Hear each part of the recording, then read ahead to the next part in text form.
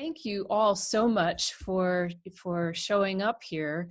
We love doing these artist talks, and we have Markings Gallery has a website, markingsgallery.com, and if you go there, if you want to hear other artist talks, if you go to the website, click on connections and then the archives, you can see some of the other talks that we've done. And for those of you who don't know Markings Gallery, it's a beautiful gallery in downtown Bath that offers an eclectic mix of works by Maine artists. And there's metal, clay, fiber, paper, glass, paint, stone, and wood, and lots of gorgeous things there. And I have the good fortune to be one of the working members in the gallery, which opened in 2010. And I'm part of a core group of members that takes care of the day-to-day business of the galleries. And you'll see me or one of the other folks there when you come in to look around. And we have a wonderful variety of individual pieces, and we do thematic group shows, and watch for our live windows this Christmas, because they'll be I think you'll enjoy them. We have 3 different artists who are going to work in the window. It's going to be like a mini artist residency in one of our windows. And now for our featured artist, Stephanie Sersich. Stephanie's signature jewelry, as you probably know, incorporates a mixture of her own lampwork beads, vintage glass, ethnic beads, natural materials, and fibers. Lampworking is an ancient glassworking technique where you wind glass rods around a steel mantle or rod over a flame to build layers of color, and Stephanie is certainly a master at doing that. Her work has been in the pages of the History of Beads, the Washington Post, and many other books and magazines, as well as her own book, Designing Jewelry with Glass Beads, which was published in 2008 by Interweave Press.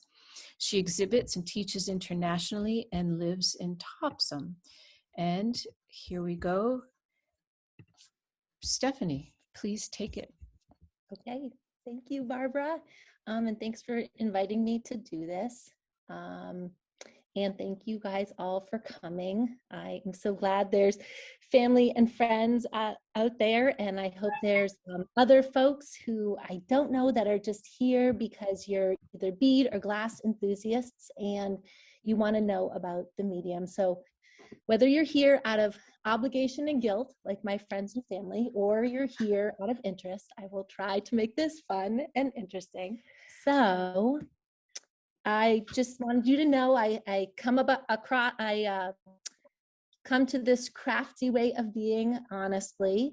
This is my mom making homemade Valentines in about the year that I was born, I hear. And as you can see, that they look a lot like my heart pendants, as you could see in the front in the first photo you saw, with all these frilly edges around them. And what I really want to point out is that she always made things in series and in sets, which is sort of how I make the beads too. So even the process, it wasn't just the aesthetic that I think I learned as a kid or sort of got in there, but also just this way of crafting where you make things in series and sets. And I think that's good for practice, but it's also great for making multiples, which I really like to do. I don't think there's anything wrong with making multiples. I know people call it one of a kind, but I think that you learn a lot and you can really evolve by making things in multiples. So here are the heart pendants that I make, and you can see they look a lot like those Valentines my mom made. But I didn't just see the Valentines that my mom made and then make these someday. There are a whole bunch of steps in between. This is her closet when I was growing up, and these are all of her necklaces hanging on the wall. So you can see a lot of my aesthetic came just from the sort of worldly, like fun, ethnic taste that she had. It wasn't just jewelry from around the world, but a lot of it was jewelry she made from her bead collection. And we had a bead collection at home that we all sort of made jewelry from. So I grew up with all these influences, and including the 2 books in the back here, which were coffee table books in my house growing up, The History of Beads and then Collectible Beads, poured through every page and knew where all the beads were from. And it was just sort of in there as, you know, my growing up was looking through these. So lifelong learning. And then as you can see, this front book, which looks very beat up, is one that I actually ordered through my college library. And then finally got my own copy after I destroyed theirs. And I learned in college to make glass beads out of this book. And I was lucky enough to go to, I went to Carleton College, which is a small liberal arts school in Northfield, Minnesota. And I was one of 12 art majors. And the department chair said to me, you know, we can get you a grant to order the lampworking equipment. And I got to take all of that stuff with me when I left school. But while I was there, I had a little spot in the sculpture studio at school where I got to set up my bead making equipment. And I just went page by page in this book and figured out how to make glass beads. But this is a picture of a slide, and there's several in the talk that are pictures of slides, because that was what I had then. So these were sort of maybe after a year or so of making glass beads, the beads that I was making. And of course, I thought they were beautiful and wonderful and perfect, and I had never seen anything so amazing. But, you know, just making dots and lines over and over was just felt so good. And after a while, I got to the point where I could use parts of my bead collection, like this big like fertility charm in the middle of this piece. I could use something like that and make the beads for around it. So I made the little paddle beads for the side. So I was able to at least make beads well enough that I was proud enough that were little to use with the rest of my bead collection. And that was the part that really excited me first. So for graduation from college, my parents gave me a workshop with the people whose work I liked the best in that Making Glass Beads book. I couldn't stop looking at the beads made by Sage and Tom Holland. They're the ones on the left here. Sage had a horrible bike accident the day before we got there, which is why her arm is in a sling, and she's got the neck brace on, and just like the trooper she is, she like cooked for all of us and did the whole class. She didn't do any teaching, but her husband, Tom Holland, as a couple, they researched ancient bead techniques and learned them and taught them to Americans. And they still have these workshops at their place in Arkansas. I actually got to go for 6 years in a row. That's me all the way on the right there. So as a freshly graduated from college kid, I got to go and take a 5-day workshop with these guys, and these are the other folks in my class. Here's Tom at the torch and Sage behind him. This is in a class after that because she's making beads. Here Sage is. So this is really what a typical bead making class is. Everybody's sitting around talking and watching the process. So I'm going to talk a little bit of how beads are made here, put this all in context for you. So this is my little studio set up downstairs. And I've got my torch, and there's a fan in front of me that's pulling out the bad stuff, the byproduct of the oxygen and propane, which is what it runs through the burner, goes up through this tube. On the right there, I've got this little sort of mini oven, and I heat up the end of these glass rods before I put them over the torch. That's what that's for. I'm going to talk a lot. And so here's how the glass rods come. It's like a candy store. Yes, they come in all these wonderful colors to use to make the beads. And down there in front, you can see the different projects I'm working on. I've got like this pink and green and blue necklace that I'm making little beads for, and like this green and black. And so I kind of have these things in little groups, and I make little beads and add to those little groups every day. If that's what I'm doing, working on jewelry. This is the kiln that the beads go in to cool. And so and these are the tools that I use. So here's a video making a basic bead. So I heat up the end of a glass rod, and I make what I call a gather, and I wind it around this piece of steel wire. It's called a mandrel, and the mandrel is coated with this like liquid, it's like a chalky substance. And when you want to take the bead off it at the end, you can just put it in water and it comes right out. There's a marver, and I'm using the marver against the bead to shape it. So when you bring the bead into the flame, it wants to be round. So every time I put it in the flame, it's going to sort of round it out. And you just sort of use gravity and tools to shape the bead.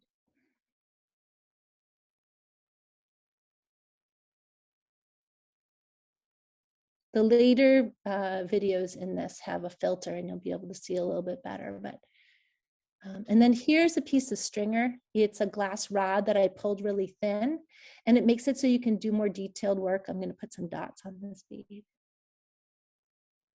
So you heat the glass in the flame, bring it out to dot it on, and then move into the flame to sort of break the glass away, or sort of melt it away, I should say. But at this point, the core bead, the matrix, which is what you call that base bead, that's actually pretty stiff and hard, so that when you add the dots to it, the glass isn't really moving anymore. Only the dotty glass is the glass that's moving. So I melt those dots in. And again, the heat is trying to let the glass have the smallest possible surface area. So as soon as you put them in the flame, they melt in. And there's the little dots on the bead. So that's just a basic bead. And I can describe some more processes if people want as you see stuff too. But that just kind of gives you a general idea of how a bead is made. So of course, where the hole in the bead is made by that mandrel. So at the end of the day, I'll have, a kiln full of these mandrels sticking out, and then the kiln cools them at the next morning. It's like Christmas. You come in, you open the kiln that's cooled, and you have all your beads there on mandrels, and the things that weren't made on mandrels too, which is I still run from my room to the kiln. So this is what my first heart pendants look like. And you can see sort of the quality of the glass. They're all sort of melty, and I couldn't really control the glass yet. But of course, again, I thought these were so beautiful when I made them. I was so excited. And as you get sort of how the glass melts and get to control the heat better, and sort of learn how the medium feels, you get more and more control. And I wish they had more of the pictures in between this one and this one. So this is more of what they look like now, where I can really use the tools and the heat to get a little bit more of like what I have in mind. So it's nice to finally have a little bit more control over the glass. And I still feel like I learn that more every single day, get better at controlling the heat. Stephanie, do you do sketches before you make certain like new beads, or? I wish I had a notebook up here. I mostly don't sketch beads. They sort of evolve so slowly that the idea sort of just, I'll try one day and like, oh, I'll look at it the next day and I can see that, if I had pulled this out a little bit more with my tool, that it would have more definition. Or I'll see like that color wasn't very opaque, so that's why you don't see the definition. So it's like diagnosing the past beads more than it is sketching out something. With jewelry, I usually do sketch things out if it's a new idea, but I'll talk about a little later too, sort of how the jewelry designs evolve. I will often, if I'm doing a new collection, which is sort of what I do for seasons, I'll have like a winter collection. It'll be all the jewelry that I'm making for that winter. I'll make sure that in a notebook, I'll draw a few things out that I feel are wintry and sort of then move that picture over into someplace else in my notebook. I don't really sketch things for ideas, except to sort of keep track of them, not to sort of work out the form. So a heart pendant, like the one here, I finally got to the point where I could make the centerpieces for the jewelry. I told you in the beginning with the first beads I was making, I didn't feel like I could make the sort of center parts. I relied on my bead collection for those, but I finally got to where I really enjoyed and could sort of get enough detail and like pizzazz to make the centerpieces. And so while I like sort of busy stuff like this, I also sort of like more elemental, like patterned and ordered things too. I feel like it's also part of my aesthetic, and also, got that from the home that I grew up in. So this is a little vignette from my parents' house. It's not there anymore, but I'm glad I took a picture when it was. My mom is an interior designer by trade. So there are always these sort of little vignettes, and they would change. This bowl looked like this for like 10 days before other things got taken out or added. But I love these sort of seed pods and balls. And you see there's this bowl of beads with this big copal amber. That thing with the feathers on it is a rattle. So there are always sort of these cool, like magical things, sort of natural elements around, and definitely inspired my aesthetic. And here's a necklace I made in college. Again, it's a picture from a slide. That's why the quality is so bad. But even in school, I was already sort of binding and tying things together, as you see up top. But what I really want to point out is how much this looks like the things that were in those bowls. I really got this sort of patterned, sort of things that are like bunched and round together. I always sort of love that. And it certainly looks like a lot of my jewelry. This is a Jack in the Pulpit, sort of little seed pod that I saw in my yard this year. And I showed it to everyone in my neighborhood and made my kids look at it like 10 times. But there's something that I just find so beautiful about round things bunched and aligned. And here's a necklace that's sort of round things bunched and aligned. And my natural color palette are these warm tones. Like if I get to pick things out for me, I usually pick out reds and oranges and pinks and yellows and sort of golden colors. I do like blues and greens, but I definitely feel like when I make those things that I'm making them for other people, these sort of sunset colors are really my palette. And here's another necklace that, again, it's sort of round things bunched and aligned in both parts, both little and big. And I love that the clasp for this piece was on the side. I mean, you could wear it any way that you wanted. And then these are old seed beads. They're antique seed beads. And I love using the old things and the new things together. So it's so fun for me to make the new flamework beads for the old beads. Here's another piece that's round things bunched and aligned, but with the introduction of fibers. And the fibers have really sort of gotten me excited about the jewelry making. And they have from the very beginning, but it was sort of the other things besides my handmade beads that I thought really made my jewelry different. And that's because I always love to sew. So these are all things that I've sewn. For a while, I even sewed things to sell. But I really realized it was hard. I'd make something and somebody like, I'd like one of those, but I'd like it in this pattern or this color. I'm like, but I've already made it. So I went back to the just making jewelry stuff. But these are little pencil bags up there on the right that I had for sale. And I made lots of like cute like baby pants and stuff like that. And these big crazy bags.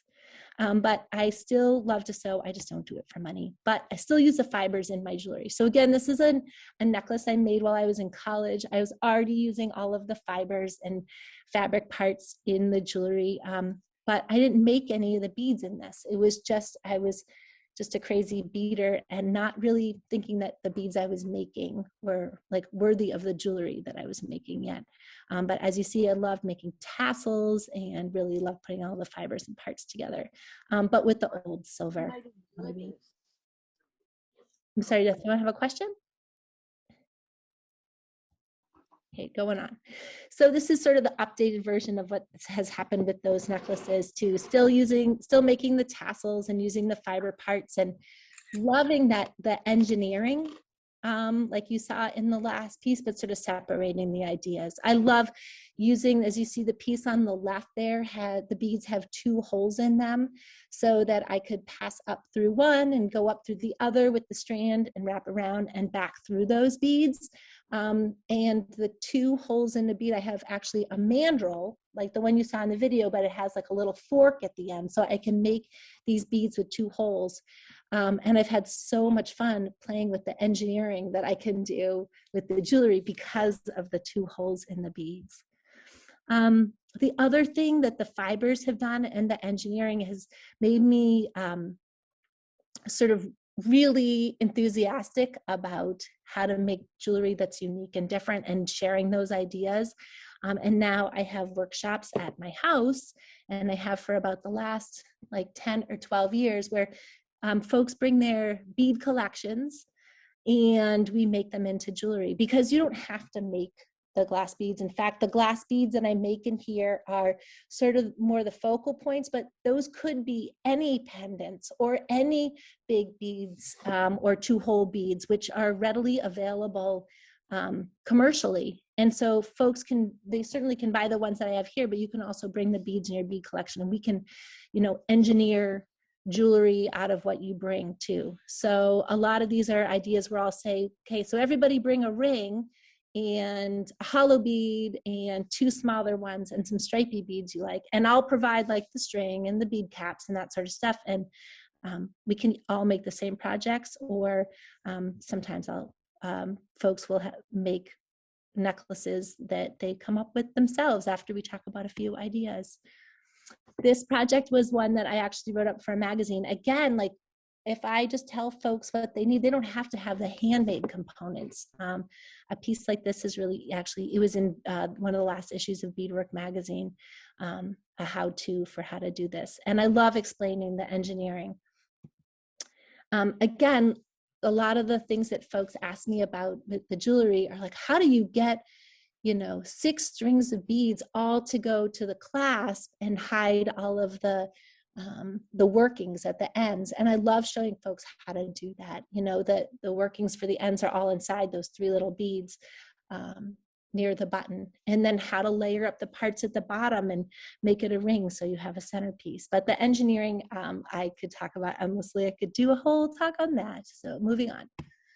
So there's a class at my house. And so folks, as I said, bring their bead collection, and we sit here and we chat and laugh, and people make things that they get to take home and wear for the next year until they come back and make something new. Here's my friend Jen with her wearing her new earrings. And it's so fun to watch people make stuff that they love and they're excited about.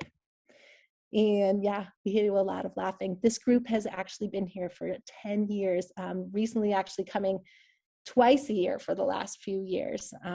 So, everybody becomes friends and talk throughout the year too. It's great. These are all bracelets from a spiny knotting class. I actually taught it at bead camp. So the participants actually made the beads during the week, and then we all made the bracelets out of the beads we made. So it was really special. I teach a lot of spiny knotting classes, and I'll talk more about the spiny knotting coming up, but I actually have a spiny knotting Zoom class next Wednesday, and I'll give you guys my email address if you want to sign up for it. I have 2 spots left in it. So this is another example of the kind of jewelry that we would make in class. It's really, I'll make a piece like this sort of for a collection I'm working on, but then I can say, folks bring beads about this size. And if you have a little piece of chain or you have a nice centerpiece, and we'll work all the parts together, and I'll show folks how to string it. There's actually beading wire inside the strings that are at the back part of it. So it's actually pretty structurally sound, even though it looks like it's sort of just fabric holding it inside. We actually sewed the fabric around the beading wire. So it's pretty substantial. So the engineering part is really fun. I know that these classes, that folks learn a lot of ideas that they can then use for, other necklaces they make through the year. And a lot of the ideas are really simple. We can just tie pieces, pendants, beads onto just a regular strung necklace. It doesn't have to be anything too fancy to make something unique or, ridiculously difficult techniques. It's not all those tiny little seed beads and doesn't take hours. I mean, these are, pretty basic concepts and that we do use in class. Some of the concepts, though, in class are much more like, this is how many beads you use of this, and bring this kind of wire. And so some of them are more like a regular beading class, and some of the ideas are more like loose and fluid. And depending on what you want to do, the classes are usually 2 or 3 days. Some people are in the brain space for wanting to be told what to do to make a piece like this, or and some people just want to come and relax and string whatever their heart desires. So I also take a lot of classes. I frequent Snow Farm, which is a craft school in Western Mass. I've taught there a lot of times, but I also love to take classes there. And this fall, I took a fiber jewelry class with Jody Colella, and we made these twisted there's a strand in here that's like twisted fibers, and she showed us how to do that. It's actually a Native American sweetgrass braiding technique, and that they do with reeds, but she taught us how to do it with fibers. And I just got a ton out of that class, and it just right away went with my work. And so it's really exciting to learn new things and put them right in my stuff when I get home. And then there's also really simple things you can do with fibers. In this case, it's just a bow in the back, but that bow, that ribbon is actually connected to a thick piece of string that goes through this whole necklace. So inside those two beads at the back, I've connected the ribbon to a more like structurally sound, sort of more like a cable that goes through the beads.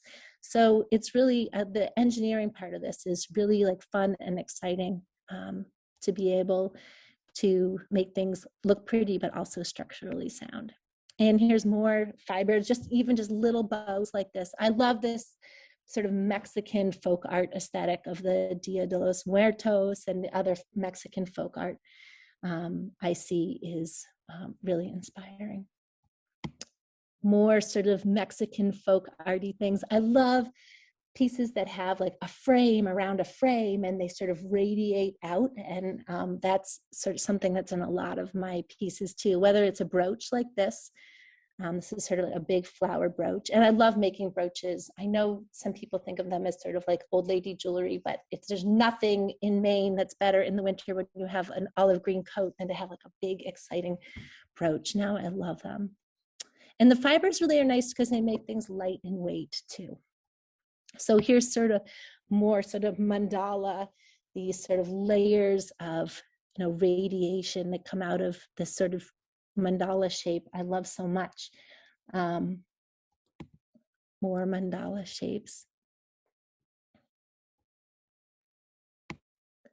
And even in something like this was a piece that I made. I loved when I realized how much these pendants I was making sort of looked like military metal. So I did the fibery part too and made this top part by inserting like metal that is heat resistant at the top there into the part that has the bullion, and I was like glued on the bullion. And a friend of mine called this the Congressional Medal of Awesomeness, which I love. Here's another one that looks sort of like a military medal. And here for the chain, I use borosilicate glass, which is much harder or more resilient than the soft glass that I use. So you can make a clasp out of it and join things together. Again, this sort of military medal look is something I love. And my mom actually collects old military medals. So again, it sort of comes from that aesthetic of hers.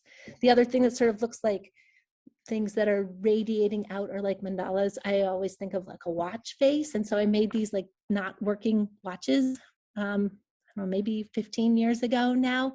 But again, the use of fibers and then the engineering of trying to get the glass to meet the fibers. And of course, they don't really tell time, but it's okay. Everybody carries a phone now anyways and has the time on it. So it doesn't really matter if our watches tell time. And I have such a weird relationship with time. I either don't want to know what time it is or I really want to know what time it is.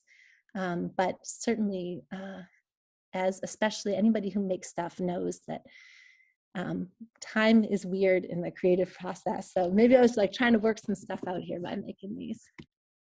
Another sort of round shape I like were political buttons, and I made these pendants for the last few years around this time of year. And love making these little Marini, just like on the watches where I have the 12-3-6-9, those were a glass cane that I made and then pulled out and then chopped up. And you guys have probably seen Marini and other things that were made this way. And I did the same thing for the vote pendants. I made the letters as a cane and then applied them to the beads. Okay, so another thing that I am really inspired by is the water. There's nothing I'd rather do than be on the water. It also is one of the only times I'm not doing. I have in my strange relationship with time is always that there's not enough of it. And the water sort of makes me forget about that fact. And my relationship with the water has a lot to do with my favorite place, which is this island called Star Island. It's one of the Isles of Shoals off the coast of Portsmouth. It's about 10 miles out. And my family has been going there since I was a little girl every year. And so have the same other 250 people been going there. So I went there as a kid, and now my friends that I knew then, we all bring our kids back. And it's pretty much a big rock in the middle of the ocean. It's not very big. And here's some other Star Island shots. We made this giant star that we burned, sort of like a Burning Man star, but also sort of wonderful and ceremonial. And you'll see there's all these little tide pools around. If you haven't ever been there to the Isles of Shoals, highly recommend at least a day visit. And here's a Star Island sunset. So this is the other thing we do at Star Island. We sit on the porch and we make stuff. And the reason I wanted to talk about Star is not only because of like just being on the ocean and it being someplace that's in my heart, but also all of these women that I've known forever were also my first customers. So when I was making glass beads in college, I could come out to Star and they would buy like the worst little beads. They were not pretty. And my first necklaces and stuff and were like my first cheerleaders. And so that's why some of my first signature beads were these stars. And if I still, when I go up to Star Island, there's people wearing decades old versions of these starfish. And so I not only do you have to have like an aesthetic and inventory and things, but you really need the customers to buy them too. And, you know, like every artist knows, your best and first customers and clients are your friends and the people who have supported you for a long time and are excited about what you make. And I'm so appreciative of that. So that's where sort of the starfish came from, where for Star Island and all of the wonderful goddessy women who all wear these around. And, you know, then I started sort of working them into the colors of the sunset that I love. As I said, this is sort of my palette. And it was, and, you know, using them as centerpieces. First, they were just as pendants, and now I've been sort of working them into necklaces. And I can make the starfish instead of as pendants into buttons. And this spiny knotting technique was really so fun for when I learned to make buttons at the torch. It was the perfect clasp for them. And the spiny knotting has really come about. This is the first spiny knotted necklace. And really, I just did macrame as, you know, like a hippie college kid, and then realized you could hang stuff off. But I think even the first spiny knotted necklace looks sort of watery. So definitely inspired by the water. The other thing that inspires me is flowers in my garden. And this is my mom. Again, same era as the Valentines. I think when I was a very little girl, she always kept this amazing garden. And I always think of flowers as, you know, something that I grew up in and among and around. And here's my own garden. This is, you know, obviously early spring with these big allium. And also I have inherited the love of the garden. And it really inspires my work in that I really think of the beading, especially the spiny knotting technique, this technique. I think it is a lot about layering, putting things in the forefront, having things that sort of make up the background. In the garden, it's sort of the same way. You have things up front that sit more proud, and then you have the sort of background layer that you're making. And while you're making a necklace like this, you're layering things up. So you make the knots as you go. And then as you add in the beads, you're thinking about like planning on what comes next that's larger. So that it's just like, you know, in the garden too, you're like, well, you know, these things are going to, you know, bloom forward of these, and these things are going to sit a little bit in the back. You have sort of more filler things and things that are the wowies. And that's sort of how I think of the jewelry, well, especially while I'm making these spiny knotted pieces.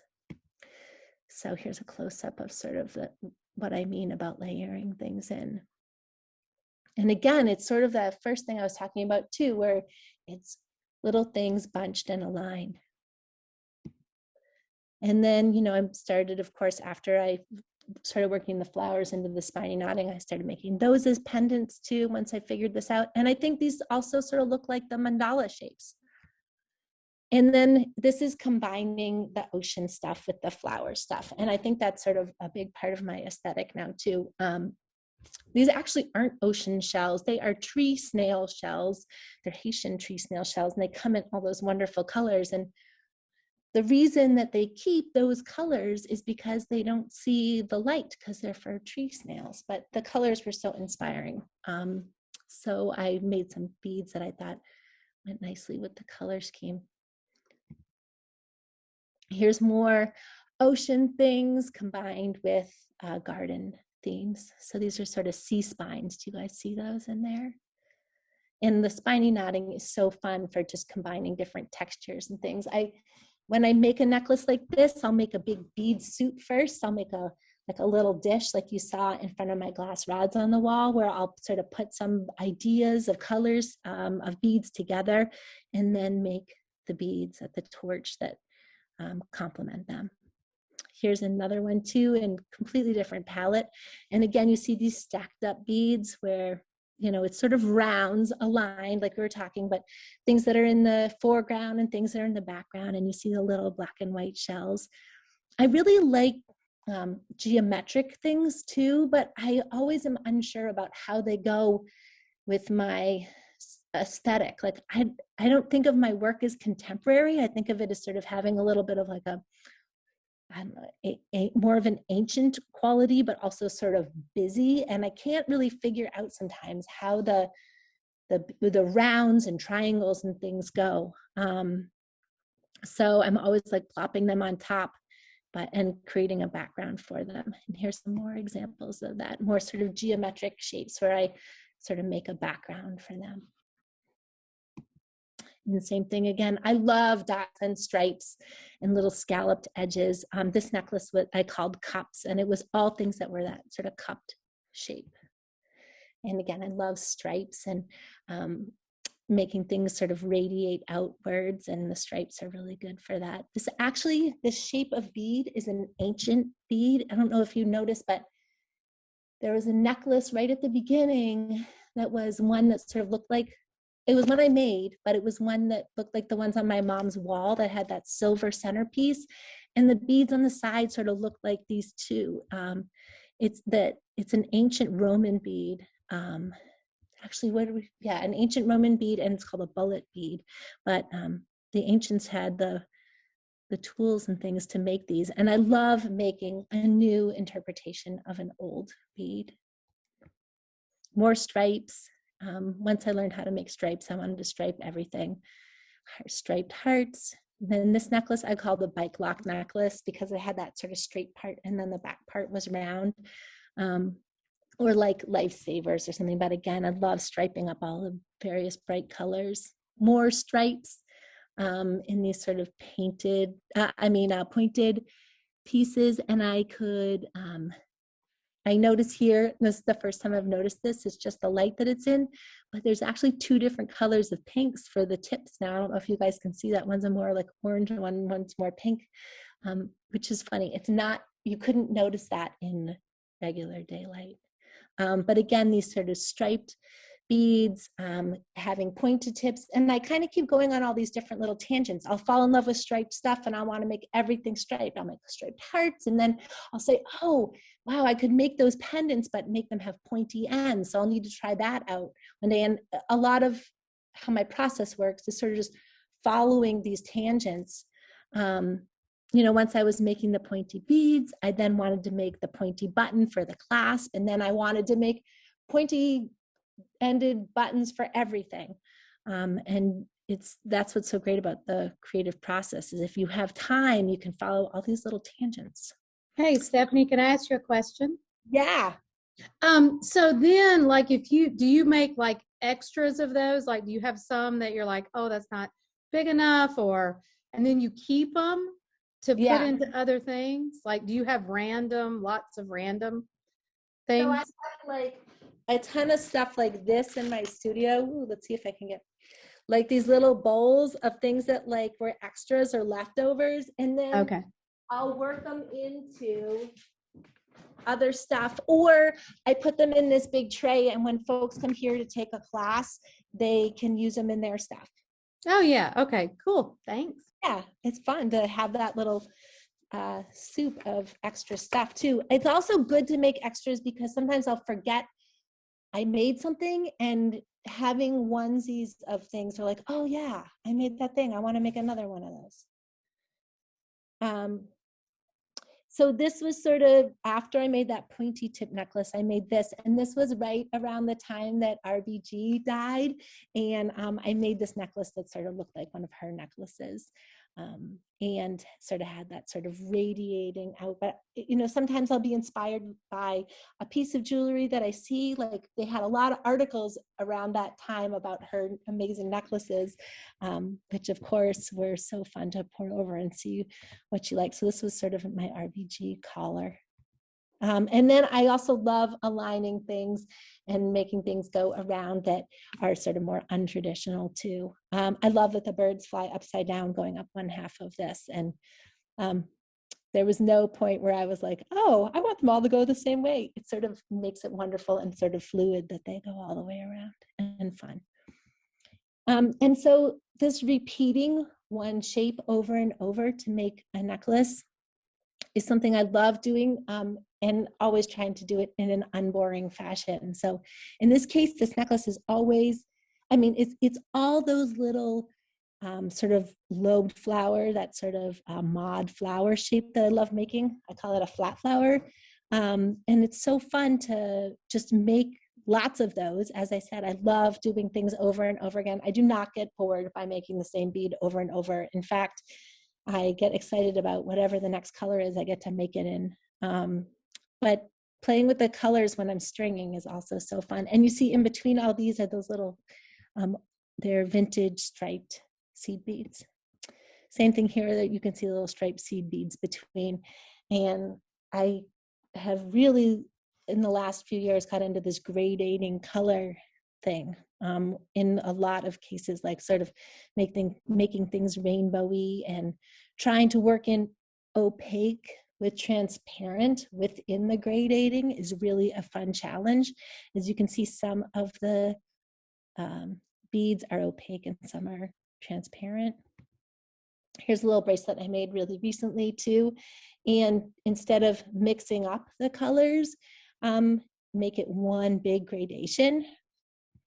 And the same thing in a bracelet, like the spiny knotting, realizing that like if I start out with a black or then move into purple and move through the color palette, I can make sort of a rainbowy bracelet. And definitely a tangent I will continue to follow.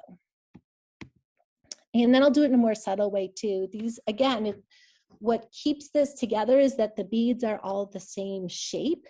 But then I can be really crazy within each one. And I always find if there's something that holds it together, like whether it be the shape or the color, this is sort of, the limits I put on this were shape and palette. But then within pattern, I could kind of go nuts. And that's sort of like what keeps my crazy stuff from being like makes it at least wearable. So here is a necklace where I sort of didn't have very many limits except for the shape of the beads, and sort of made all the disc shapes that I knew how to make and then strung them all together. And a necklace like this, yes, and people are always like, is it wearable? I'm like, well, for like 4 hours, and then it's not anymore. You know, you wear it to a party or something like that. It weighs a ton.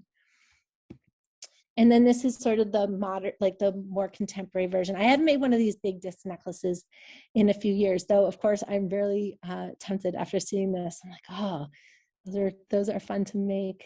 And this is sort of more what I've been making the last few years, are these tiny little discs that I put all together. In fact, I've got a new version of one too that's got all these little tubes in it. That's super fun. But again, there's the stripes, and there's that everything palette that I love. And another thing that can hold an idea together is just by being a theme, like all of these vegetables. I love the sculpting all of these little guys. And then of course, one day I was like, I want to put eyes on them. I used to take even though my work is sort of crazy, I did take it very seriously. And I definitely didn't want to be a bead maker who put eyes on things. I thought that was so not okay. But something about having kids made me want to put eyes on stuff. So here's some veggies with eyes. And I made these mismatched veggie earrings. And of course, now I love making creatures. And this is definitely since having kids, loving like playful beads way more than like the more serious jewelry. I'm loving making these fun things, birds with 2 and 3 heads, different shapes of birds. Here's a little video on making the bird. I just want to show you a little bit how we do some of this decoration. And these are just short little videos. So here's how I would pull out a little wing on a bird. And there's a filter on the lens this time so that you can see much more of the bead rather than the flame. And again, if I'm going to make the little feathers on the tail, one of the things that is the most fun about glass is cutting it. So I actually like can cut the glass with scissors. And that's how I make the little feathery tail.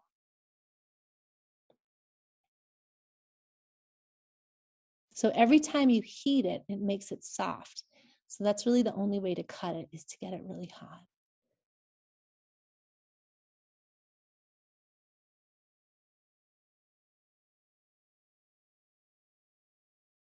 That's all. Yeah. So I make those big birds, but I also make these tiny little birds and make them into earrings. And then little birds that sit on top of hearts. So again, it's sort of like I went on a little bird tangent. And actually, I put a little piece of steel wire inside this bird so it doesn't get knocked off that heart. Birds on alligators, alligators with stripes. So just as I was saying before, I'll start to get going on one direction on alligators and I'd be like, oh, I made an alligator. Oh, let's make a striped alligator. And then the next day it's a striped alligator with a bird on top. And I love that part of the artistic process where you're just, and it like, for example, at first too, when I made these alligators, they didn't have the little teeth. It was sort of like a black line with white dots. And then I got, oh, if I use that zigzag technique, I can give it teeth. And I love having all the techniques to use to make, new effects. Again, more things with eyes. So eye beads are an ancient bead. For thousands of years, the cultures around the Mediterranean have been using eyes for amulets. And again, it's sort of these are my modern interpretation of ancient beads. And Stephanie, then I want to give you, we're almost to an hour. Yeah. I'm really close. I got like 7 more slides. So this is, again, another tangent I followed was putting an eye in a flower. And here is an eye and a bird. And I was like, oh, what would make a wonderful little totem? Something with a snake on it. And so then I had to figure out how to make a snake. This is just a quick snake. Oh, no, go back. So sometimes I don't find it easy to use one of those little stringers. And this is just how I get the snake to go on.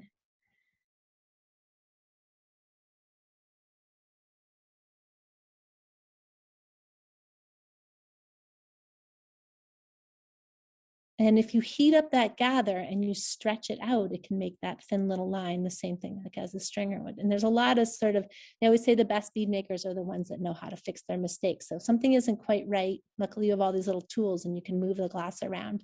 In this case, I'm going to see I got those 2 little stripes in the beginning, too close together.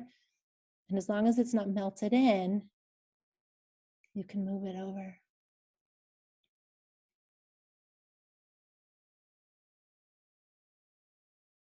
Okay.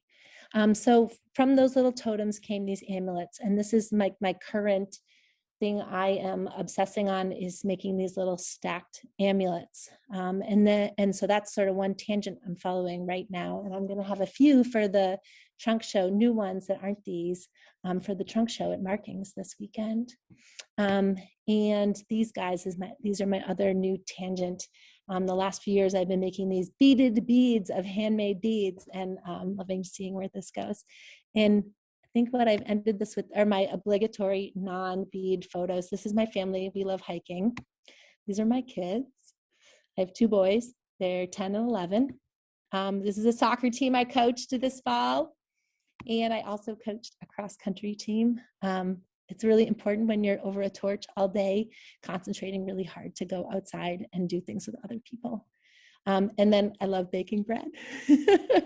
And that was my like COVID craziness, was making all these crazy loaves of bread.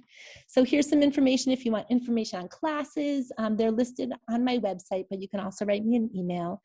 I have a Facebook business page and Instagram that's sort of a combination of bread and beads and kid stuff. And then I knew some people would like the bead making. And if you live locally, they have really great teachers at this place in Manchester, Maine, which is about 20 minutes from here.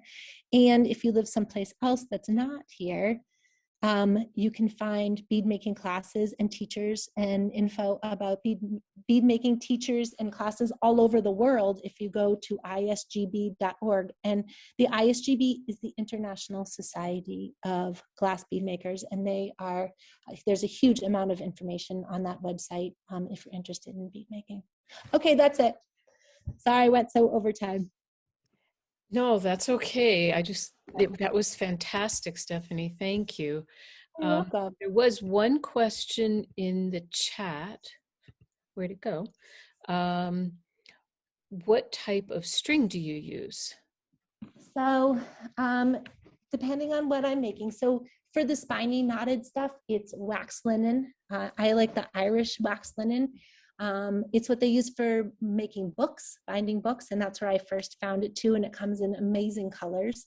But when I string like big beads in a necklace, I'll use Soft Flex. That's the brand name of a beading wire, and it's 27 strands of wire coated with like a rubber or plastic material.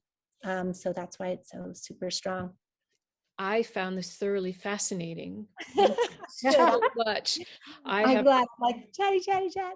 Well, I've done a lot of different things, but I've never done anything with glass. So this was really fascinating to me. Your beads are beautiful. Thank you. Yeah. Thanks a lot.